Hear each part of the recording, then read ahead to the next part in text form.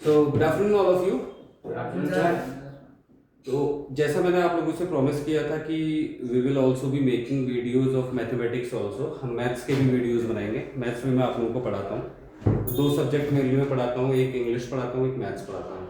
English में भी मैं सब्जेक्ट नहीं पढ़ा रहा आप लोगों को, आपको पता है हम कम्युनिकेशन वाला पार्ट हम लोग पढ़ रहे हैं, राइट, सीख रहे हैं। पढ़ने से ज़्यादा सीखना है क्योंकि प्रैक्टिकली हमें ज़्यादा उस चीज़ को करना है, बोलना है। At the end of the day matter क्या करेगा कि हम बोल पा रहे हैं या नहीं बोल पा रहे हैं, जिस चीज़ के लिए हम आए हैं वो एक अलग पार्ट हो गया। अभी हम लोग आज से मैथ्स का लेक्चर जो है हम लोग स्टार्ट कर रहे हैं, और ये जो मैथ्स का हम लोग वीडियोज अपलोड करेंगे ये जो होगा 10th क्लास वाले बच्चों के लिए होगा, चाहे वो CBSE बोर्ड के हैं चाहे या फिर वो UK बोर्ड, दोनों के लिए ये होगा, ठीक है। तो हम लोग पहले चैप्टर से स्टार्ट करेंगे। मैथमेटिक्स 10th क्लास का चैप्टर 1 जो है रियल नंबर्स करके आपका चैप्टर है, राइट। चैप्टर का नाम है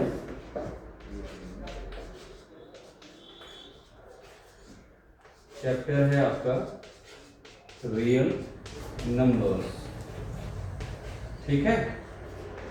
तो हम लोग डायरेक्टली चैप्टर पे जंप नहीं करेंगे कभी भी। मेरा एक फंडा है, जब मैं पढ़ाता हूँ व्हेनेवर आई टीच, मैं डायरेक्टली कभी भी चैप्टर पे जंप नहीं करता। सबसे पहले हमने जो सीखना है मैथ्स में वो सीखना है कॉन्सेप्ट। मैं हमेशा अपने हर वीडियो में, बहुत सारी वीडियोस में बता चुका हूँ, आप कोई सा भी सब्जेक्ट पढ़ रहे हो, whether it is mathematics, it is chemistry, it is physics, it is biology, it is English, जो भी आप पढ़ रहे हैं, हर कोई जो लर्निंग आपकी होनी चाहिए that should be based on concepts. आपके कॉन्सेप्ट बहुत अच्छे होने चाहिए। एक बार अगर कॉन्सेप्ट आपके अच्छे हो जाते हैं तो दैट मीन्स आपको कोई भी फिर उस चैप्टर को करने से नहीं रोक सकता। सारी चीज़ें कॉन्सेप्ट पे बेस्ड है। अब जैसे हमारे चैप्टर का नाम ही है, पहला चैप्टर 10th का, ये 10th क्लास का हम लोग पढ़ रहे हैं। जो पहला चैप्टर है वो रियल नंबर्स है, यानी यहाँ पे अगर आप इसको तोड़ते हो तो हमने पढ़ना क्या है, नंबर्स के बारे में।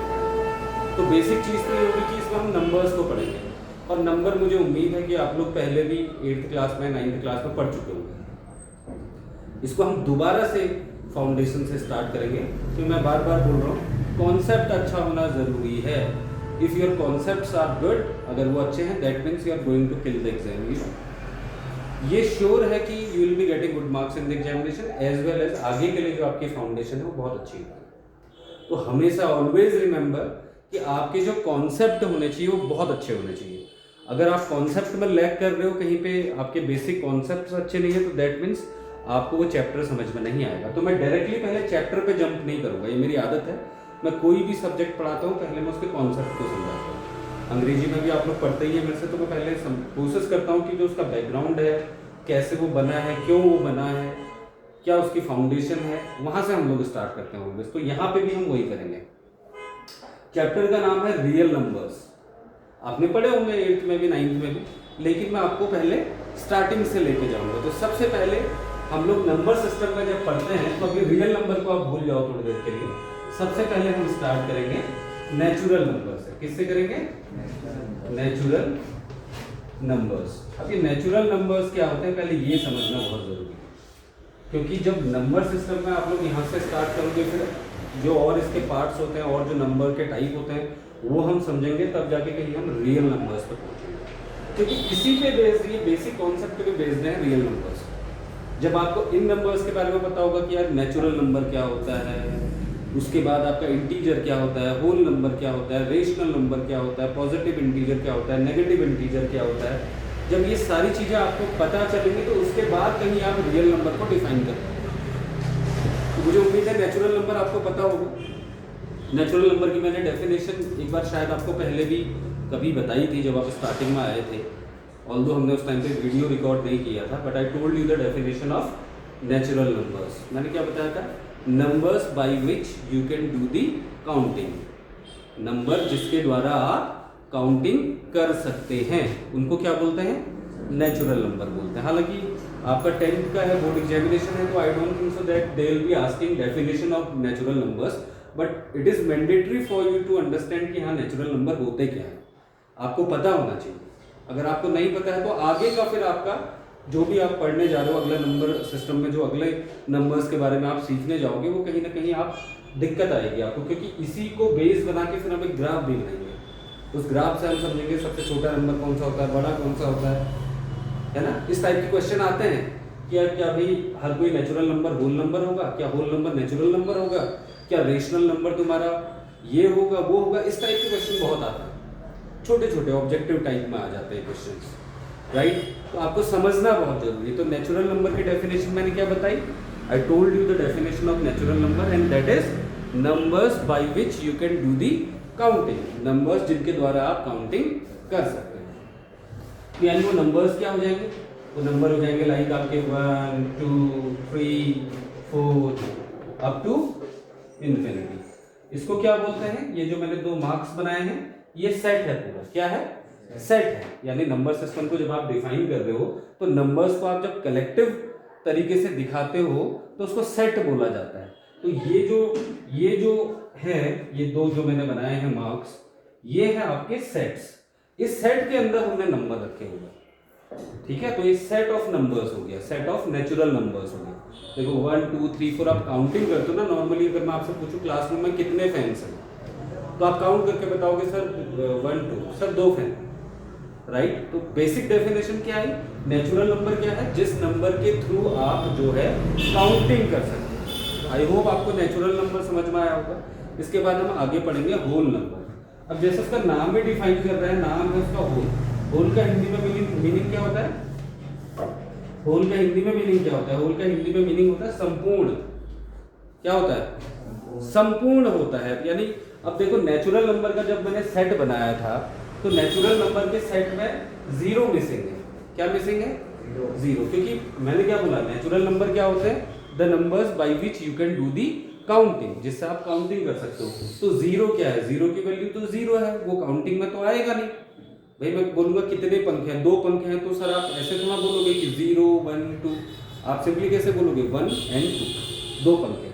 लेकिन अब मैं क्या कह रहा हूँ, होल नंबर।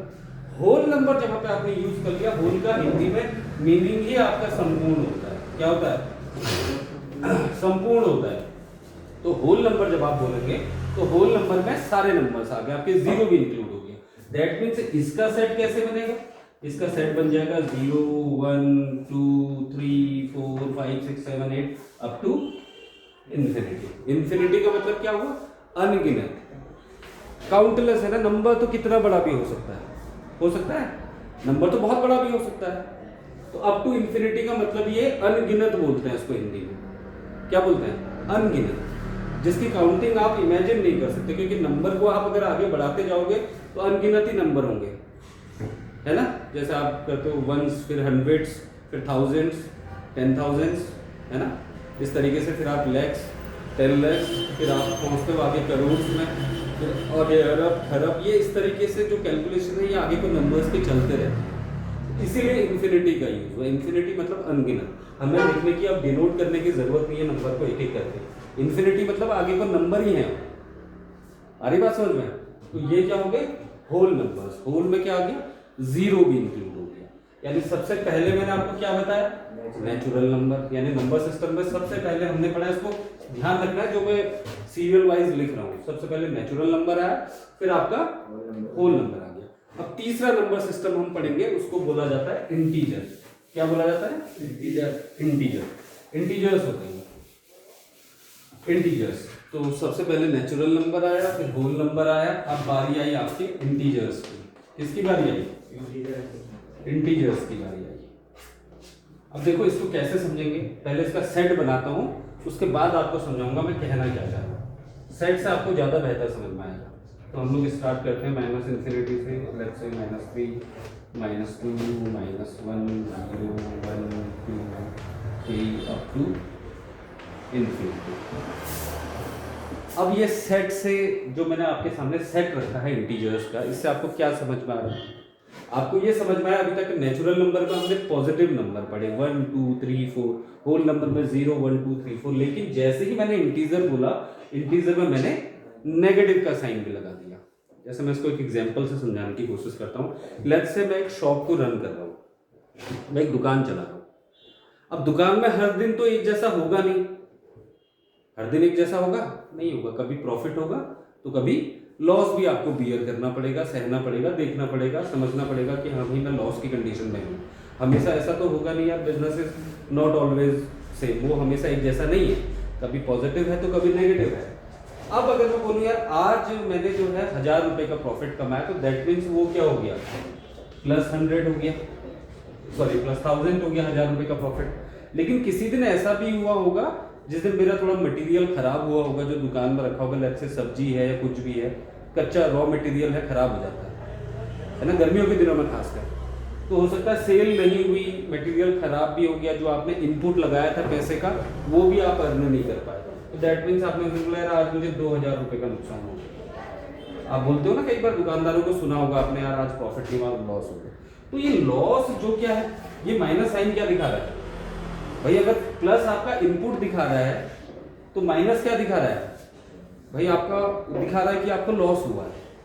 तो यानी कहीं ना कहीं जो नेगेटिव चीजें हैं या जो कम चीजें हैं, किसी चीज को आपको नेगेटिव में दिखाना है, कुछ भी दिखाना है, लॉस को दिखाना है, तो वहां से आपका क्या है, नेगेटिव इंटीजर जनरेट हुआ। दैट मीन्स यहाँ से इंटीजर से आप एक चीज समझ गए कि यार इंटीजर दो टाइप के हैं, एक पॉजिटिव है 1 से लेके आगे को, एक -1 से इधर को नेगेटिव इंटीजर की सीरीज मैंने लिखी हुई है। 0 तो न्यूट्रल है, नॉट पॉजिटिव, पॉजिटिव भी नहीं है और ये नेगेटिव भी नहीं है। ये समझ में आया? इंटीजर आपके दो टाइप के होंगे, positive integer and negative integer. इसके बाद जो सबसे इंटरेस्टिंग है और जो आपको चैप्टर को रिलेट भी करेगा, जहां पे क्वेश्चन भी आएंगे, वो आएगा सबसे अगला पार्ट, इससे अगला पार्ट, वो है रेशनल नंबर। क्या है? Rational number. आई होप आपने रेशनल नंबर पहले पढ़े भी होंगे। रेशनल नंबर, अच्छा रेशनल नंबर को कैसे डिनोट करते हैं, कोई बताएगा मुझे? रेशनल नंबर को किस फॉर्म में लिखा जाता है? P/Q के फॉर्म में, राइट। तो रेशनल का मतलब क्या है? रेशनल का मतलब मैं ऐसे समझो कि कोई, भाई देखो जैसे 1 एक नंबर है, 2 भी एक नंबर है, या 3 4 कुछ भी नंबर ले लो, यहाँ भी कुछ ले लो, यहाँ भी कुछ ले लो। अगर ये हो जाएगा माना, तो क्या ये नंबर नहीं है? नंबर तो है ही है भाई, 2 से 1 को डिवाइड करोगे 0.5 वैल्यू आएगी। तो कहीं ना कहीं अगर ये आप ऐसे नंबर सिस्टम बनाते हो 0 1 2 ऐसा आगे को बढ़ता गया है, -1 -2 इस तरीके से आपने नंबर लाइन ड्रॉ भी की होगी कई बार ग्राफ पेपर पे।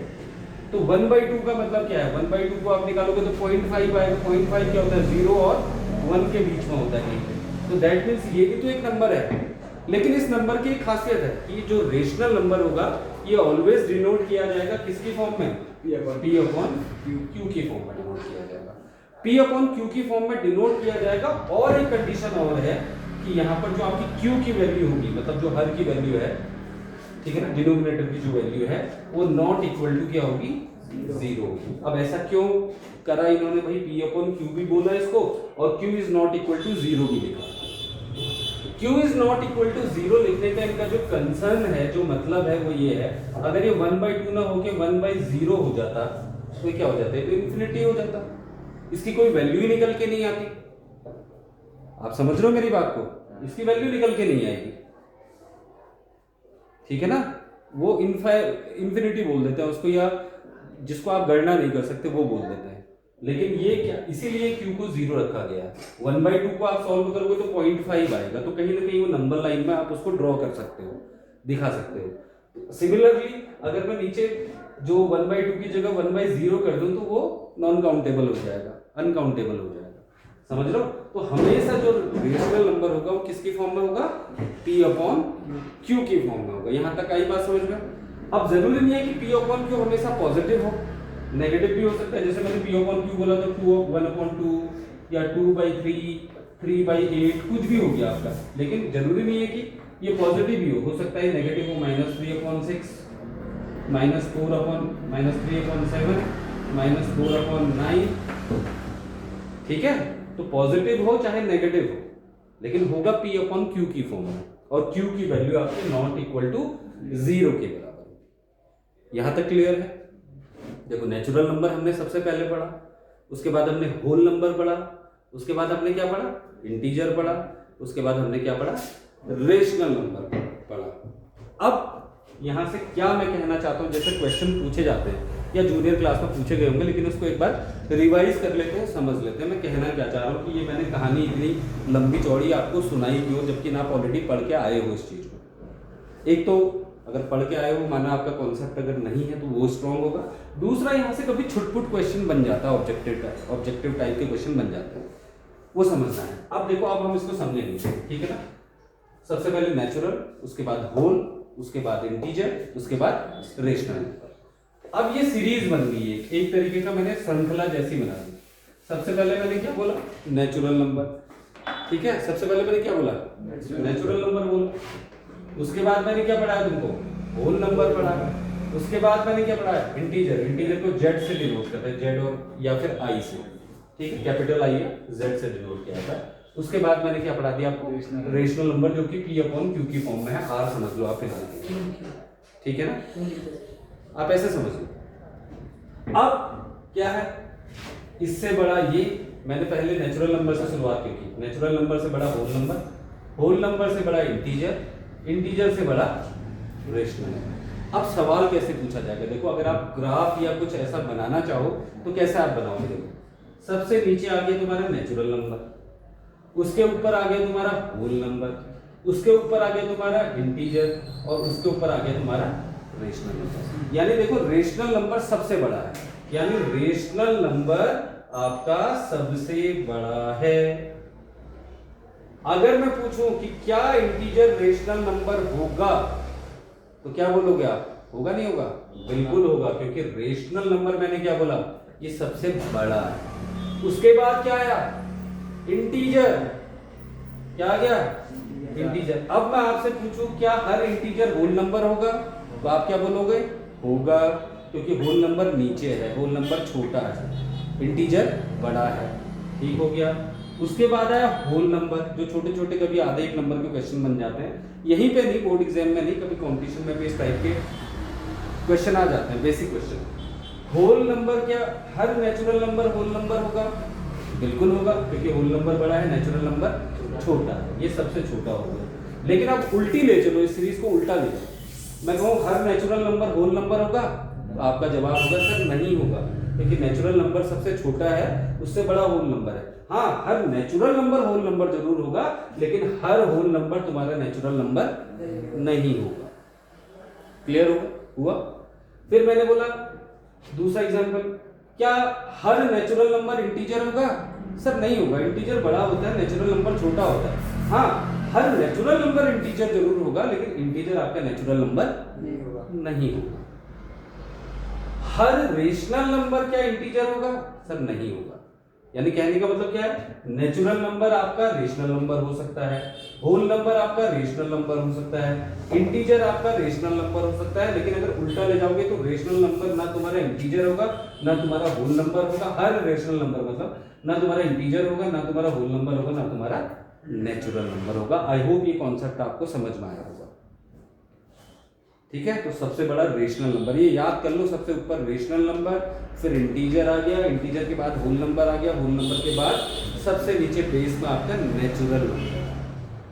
कभी कभी आधे एक नंबर के क्वेश्चन बन जाता है, तुमसे पूछ लेगा, जरूरी नहीं है नेचुरल पूछे, आपसे पूछ लेगा क्या हर होल नंबर रेशनल नंबर होगा, आप बोलोगे बिल्कुल होगा सर, रेशनल नंबर बड़ा है, होल नंबर छोटा है, तो हर होल नंबर रेशनल नंबर होगा, हो सकता है। लेकिन क्या हर रेशनल नंबर होल नंबर होगा, या हर रेशनल नंबर नेचुरल नंबर होगा, या हर रेशनल नंबर इंटीजर होगा, नहीं होगा। क्लियर हुई बात? यहां तक समझ में आया? ठीक है, अब आगे बढ़ते हैं। देखो रियल नंबर्स हम समझ जाएंगे, पहले ये समझना बहुत जरूरी है। अगर ये नहीं आता है तो फिर दिक्कत है। एक चीज मैं आपको बताऊंगा, आपने कहीं पे एक कॉन्सेप्ट पढ़ा होगा, या कहीं क्वेश्चन में आपने देखा होगा 8th में 9th में, इस प्रीवियस क्लासेस में कहीं पे पाई पाई करके आ रहा होगा, पाई। आप पाई की जगह वैल्यू भी रख रहे होगे कुछ, पाई आर स्क्वायर है ना, वो तो चलो जो है त्रिज्या निकालने के लिए हो गया, वैसे नॉर्मली आपने पाई सुना होगा। अब अगला जो हम सेगमेंट देखो, natural number, whole number, integer और रेशनल नंबर, ये हमने समझ लिए। अब हम एक अलग से नंबर पढ़ रहे हैं जिसको बोलते हैं इर्रेशनल नंबर। क्या बोलते हैं? इरेशनल। एक तो रेशनल पढ़े पी अपॉन क्यू के फॉर्म में जो होते हैं, अब हम पढ़ रहे हैं इर्रेशनल नंबर्स। भाई रेशनल होता है तो इर्रेशनल क्या होता है? इर्रेशनल भी कुछ होता होगा, इरेशनल जैसे मैंने अभी आपको एग्जांपल दिया पाई, आपने पाई का नाम सुना होगा। पाई को अमूमन जो है आपको सिखाया गया है कि 22/7 रख दो। अब देखने में P अपॉन Q की फॉर्म में लग रहा है, किसकी फॉर्म में लग रहा है? P अपॉन Q की फॉर्म में लग रहा है। तो मैंने पहले भी इस बात का जिक्र किया था एक बार, अभी मैं दोबारा कर दे रहा हूँ, जो हमारे बच्चे ऑनलाइन भी देख रहे हैं उनको भी समझ में आना चाहिए मैं कहना क्या चाहता हूँ। तो ऐसे देखोगे तो आप बोलोगे सर ये तो रेशनल नंबर लग रहा है, P अपॉन Q की फॉर्म में, और Q 0 भी नहीं है, 7 है, तो रेशनल नंबर। ये आपकी सुविधा के लिए दिया गया होता है, ये जो वैल्यू दी गई है ना, ताकि आपको सॉल्व करने में दिक्कत ना हो, इसलिए आपको 22/7 दिया गया है। अब वाकई में अगर 22/7 की आप वैल्यू निकालोगे, 7 से भाग दो जरा 22 को, कितना होता है? 7 3 जा 21, बचा कितना? 1, पॉइंट लग गया, 0 आ गया, ठीक है। 7 बन जा 7, क्या आ गया? 3 बच गया, फिर 0 आ गया, फिर 4 आ गया, 7 4 जा 28, यहाँ को ले लो, बचा 2, फिर 0 आ गया, फिर क्या आ जाएगा? 2। अब ये कैलकुलेशन आप करते जाओगे, इसका कोई एंड ही नहीं मिलेगा आपको। क्या नहीं मिलेगा?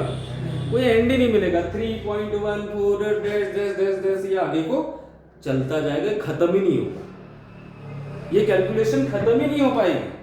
तो ये तो सुविधा के लिए दे दिया कि यार कहीं पे काटा पीटी करनी हो क्वेश्चन करने में तो 22/7 रख दो, और कहीं पे क्वेश्चन को सॉल्व कर लो। आपको सॉल्व करने के लिए 22/7 दिएगा, लेकिन पाई की जो एक्चुअल वैल्यू होती है वो 3.14, आगे को कोई अंत ही नहीं है उसका। आ रही बात समझ में? आगे को कोई अंत ही नहीं है उसका। तो इसीलिए ये क्या है? ये एक इरेशनल नंबर है। क्या है? इरेशनल नंबर है। P अपॉन Q की फॉर्म में है या वाकई में नहीं है? P अपॉन Q की फॉर्म में नहीं। अब आगे कुछ और नंबर ऐसे समझते हैं जो P अपॉन Q की फॉर्म में नहीं होते, जैसे अंडररूट वाले आपने पढ़े होंगे, जैसे √2 आपने पढ़ा होगा, √3 आपने पढ़ा होगा, √5 आपने पढ़ा होगा। 4 मैंने स्किप किया, अभी समझाता हूँ क्यों स्किप किया, पहले वही समझा देता हूँ। चलो माना यहाँ पे √4 होता, तो √4 का मतलब किसका वर्ग है? 2 का है। √4 आपका सॉल्व हो जाता है, इसकी वैल्यू निकल के आ जाती है, जो कि नंबर लाइन में इजीली पड़ती है, 2 आती है इसकी वैल्यू। अब इनको अगर आप सॉल्व करोगे तो डायरेक्टली ये सॉल्व होंगे? नहीं होंगे, ये पॉइंट्स में आएंगे, कैलकुलेशन खत्म नहीं होगी। आ रही बात समझ में? तो ये इस टाइप के जितने भी होते हैं ये सब क्या होते हैं? Irrational number. क्या होते हैं? ये कंप्लीट स्क्वायर नहीं है, मतलब इरेशनल का मतलब ये है कि ये जो है ये कंप्लीट स्क्वायर नहीं होने चाहिए। क्या नहीं होने चाहिए? कंप्लीट स्क्वायर नहीं होने चाहिए। भाई ये कंप्लीट स्क्वायर है, देखो, है ना? है नहीं है? तो √2 कंप्लीट स्क्वायर है? नहीं है। √3 कंप्लीट स्क्वायर है? नहीं है। सॉल्व करो इसको, √5 कंप्लीट स्क्वायर है? नहीं है। भाई √4 है, 2 होता है। अरे बात समझ में? तो जो भी कंप्लीट स्क्वायर नहीं है वो क्या होते हैं? इरेशनल नंबर होते हैं। क्या होते हैं? तो यहां तक आई होप, मुझे उम्मीद है आपको कॉन्सेप्ट समझ में आया होगा। Natural number, whole number, integer, rational number and फिर इरेशनल नंबर। यहां तक कहानी समझ में आई? ठीक है, बहुत अच्छी बात है, समझ में आनी भी चाहिए, क्योंकि हम बहुत बेसिक से लेके चल रहे हैं, और बेसिक से लेके आप अगर चलोगे तो बिलीव मी, आप जो है सारे क्वेश्चंस को बहुत इजीली कर लोगे। कॉन्सेप्ट आना बहुत जरूरी है, मैं बार बार इस चीज पे फोकस कर रहा हूँ। अब बात ये आती है आपकी रियल नंबर की। किसकी आती है? जो आपका वाकई में चैप्टर का नाम दिया गया है। अब क्या है? Real number. ये सबका बाप है। रियल नंबर क्या है? सबका बाप है। अब कैसे है? रियल नंबर में आपके सारे नंबर आते हैं जो अभी तक आपने पढ़े। नेचुरल नंबर सबसे पहले हमने पढ़ा था, फिर क्या पढ़ा था? होल नंबर, फिर क्या पढ़ लिया था? इंटीजर, फिर क्या पढ़ लिया था? रेशनल नंबर, उसके बाद क्या पढ़ लिया था? इरेशनल। अभी तुम्हारी सुविधा के लिए आई लिख दिया मैंने, इरेशनल नंबर। ये जितने भी नंबर हैं, सारे नंबर जितने हैं, ये सब क्या कहलाते हैं? Real number. अब वहां पे ये नहीं पूछा जाएगा कि यार इंटीजर है, होल नंबर है, सब रियल नंबर है जितने नंबर हैं। रियल का मतलब समझते हो? वास्तविक।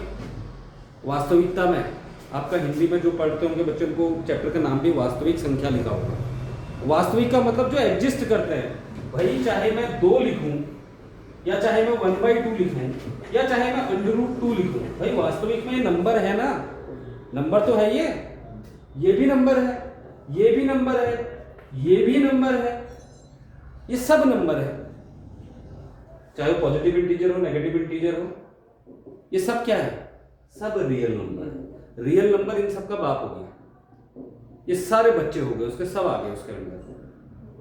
अरे बात समझ में, नेचुरल भी आ गया, होल नंबर भी आ गया, इंटीजर भी आ गया, और आपका रेशनल भी आ गया, इर्रेशनल भी आ गया। वो कॉन्सेप्ट अलग समझाया था मैंने, क्या हर रेशनल नंबर होल नंबर होगा, नहीं होगा, रेशनल नंबर सबसे बड़ा है, ठीक है वहां। अब ये सब रियल नंबर है, इन सब का डैडी कौन हो गया, रियल नंबर। यहां तक आई होप आपको कॉन्सेप्ट समझ में आया होगा, ये आया समझ में। नंबर्स को समझना बहुत जरूरी है, बेसिक कॉन्सेप्ट आना बहुत जरूरी है। अगर आपको बेसिक कॉन्सेप्ट नहीं आते आप चैप्टर में मार खाओगे, ये बात आप याद रखो, इसीलिए मैं आपको बेसिक से पढ़ा रहा हूं, बिल्कुल बेसिक से, ठीक है। अब समझते हैं, इसके बाद एक आता है प्राइम नंबर। क्या आता है, प्राइम नंबर। अब ये क्या चीज आ गई, नहीं अभी तो इतने सारे नंबर पढ़ाए, अब ये क्या आ गया, प्राइम नंबर, नई चीज क्या आ गई, बहुत इजी है, कुछ नहीं है। प्राइम नंबर को मैंने आपको पहले भी शायद जब बेसिक हम लोग पढ़ रहे थे, या मैं आपको बता रहा था कि मैथ्स हम लोग स्टार्ट करेंगे, तो मैंने जब ये रियल नंबर वाला चैप्टर डिस्कस भी किया था आप लोगों से, मैंने आपको बताया भी था कि प्राइम नंबर क्या होता है।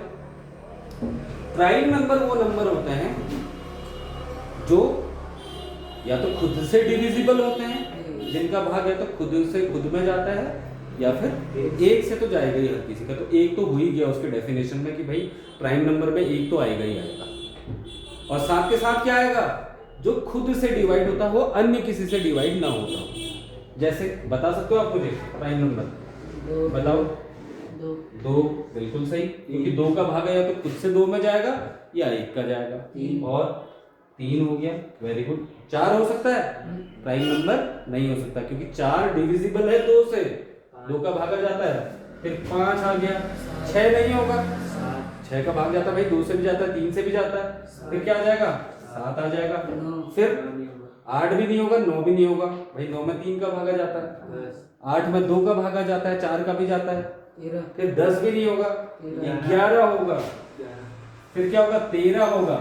अब समझ में आ गई मेरा कहने का मतलब, आपको समझ में आया मैं कहना क्या चाह रहा हूँ कि प्राइम नंबर कौन होगा। प्राइम नंबर क्या होगा, या तो 2 का भागा 2 से जाएगा, या 1 से तो जाएगा ही जाएगा, एक तो इसकी डेफिनेशन में है ही है।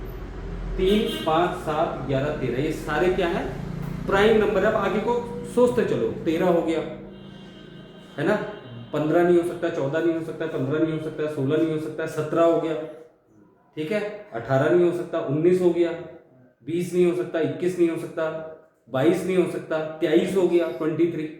ये सब क्या है, प्राइम नंबर है, जो या तो सेल्फ से डिविजिबल है, जिनका भागा खुद से खुद में जा रहा है, या फिर एक से जा रहा है। यहाँ तक कोई दिक्कत है, आई होप नहीं होगी, क्योंकि हम बहुत बेसिक से पढ़ के चल रहे हैं। जो इस तरीके से पढ़ लेगा वो पहले चैप्टर में कभी मार ही नहीं खाएगा, ये बात याद है, ठीक है। क्योंकि अभी हमने एक्चुअली जो आपका चैप्टर है, जो थ्योरम्स हैं, जो क्वेश्चंस हैं, वहां पे हम पहुंचे ही नहीं है। हम पहले उसका बेसिक समझ रहे हैं कि यार हम पढ़ने क्या जा रहे हैं, हमें ये तो पता होना चाहिए हम पढ़ने क्या जा रहे हैं। इसी का प्राइम का उल्टा होता है कंपोजिट। क्या होता है, नोट्स भी बनाते रहे ऑनलाइन जो बच्चे हैं या ऑफलाइन, आप लोग नोट्स बनाते रहेंगे तो आप लोगों के लिए बहुत हेल्पफुल होगा।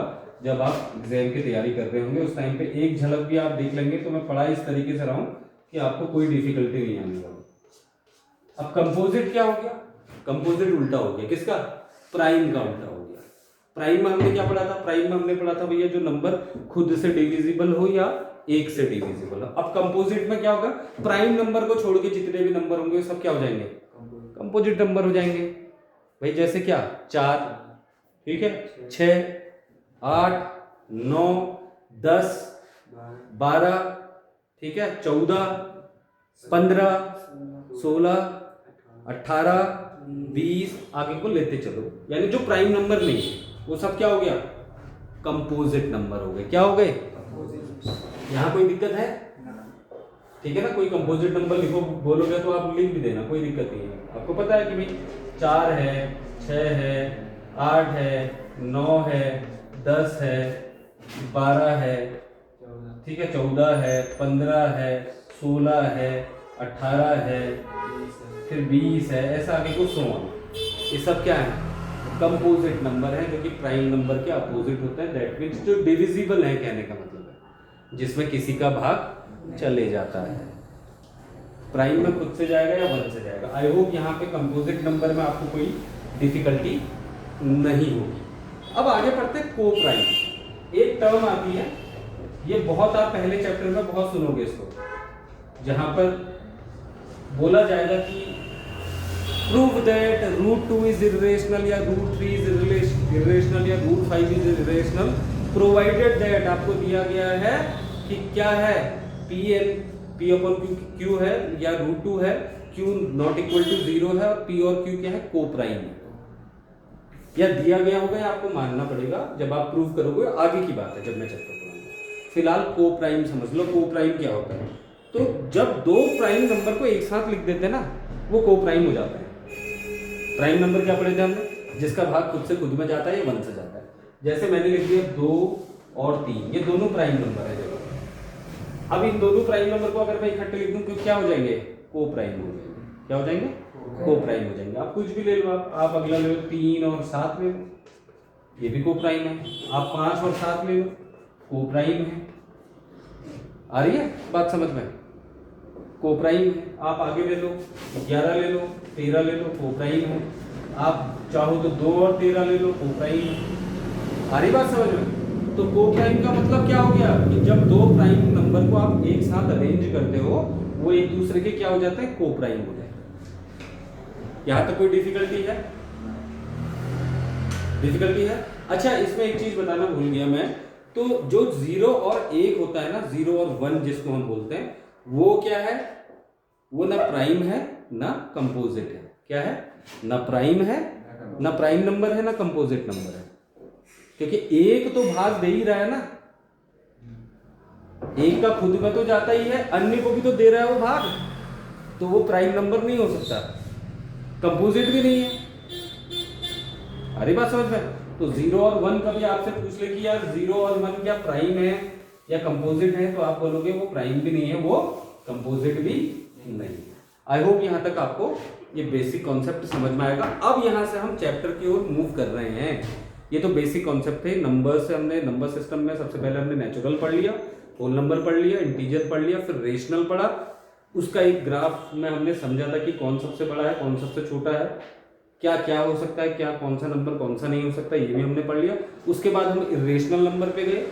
इरेशनल नंबर के बाद हमने प्राइम समझा, प्राइम नंबर क्या होता है। फिर हमने समझा कंपोजिट नंबर क्या होते हैं। फिर हमने को प्राइम समझ लिया कि जब दो प्राइम नंबर को एक सेट में एक साथ रख देते हैं, को प्राइम हो जाते हैं एक दूसरे के।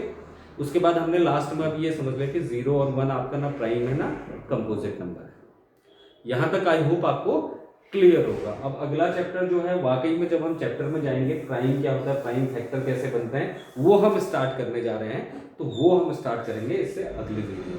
आई होप यहां तक क्लियर होगा, ठीक है ना। और ऑडियंस जो ऑनलाइन भी हमें देखती है, तो मैं साथ के साथ उनसे बोलूंगा, जो भी मैं आपको एक एक चीज करके समझा रहा हूँ बहुत बेसिक से, उसके नोट्स आप बनाते चलो। ये आपको एडवांटेज देंगे।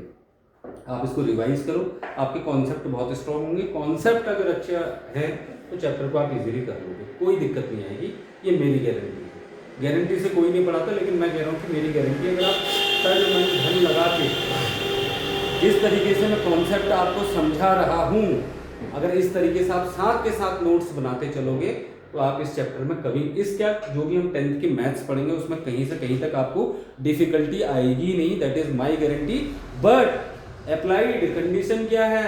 आपका पढ़ने का मन भी होना चाहिए, आप उतने तन मन धन से लगे भी होने चाहिए। अब पता लगा मैं तो गधा रगड़ ही रहा हूँ, मैं तो मेहनत कर ही रहा हूँ, लेकिन सामने वाला अगर मेहनत नहीं कर रहा तो उसके लिए मैं कुछ नहीं कर सकता।